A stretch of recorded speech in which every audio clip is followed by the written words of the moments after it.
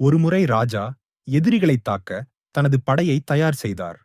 அவர் எப்படியும் இந்தப் போரில் வெற்றி பெறுவோம் என்று நம்பிக்கையுடன் இருந்தார்.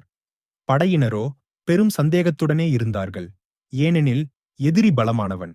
இதை உணர்ந்த ராஜா தன் படைகளிடம் நம்பிக்கையை தூண்டும்படி பேசினார். அதன்பின்னும் சிலர் சற்று குழப்பத்துடனே இருந்தனர். இறுதியாக படைகளுடன் கோவிலில் பூஜை செய்த ராஜா ஒரு நாணயத்தைக் காட்டி, இது சக்தி வாய்ந்த யோக நாணயம்.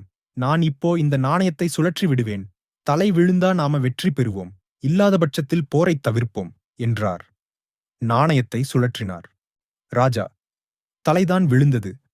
அதைக் கண்ட வீரர்களும் உற்சாகமடைந்து தைரியமுடன் போர் செய்யப் போனார்கள். இறுதியாக அவர்கள் வெற்றி பெற்றார்கள். ராஜாவிற்கு மட்டுமே தெரியும், இரண்டு பக்கமும் தலை இருக்குமாறு தப்பாக அச்சிடப்பட்ட ஒரு சாதாரண நாணயம் கொடுத்த நம்பிக்கையே வெற்றிக்கு வித்து என்று.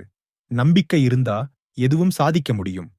நம்ம மனநிலைதான் வெற்றியையும் தோல்வியையும் தீர்மானிக்கிறது.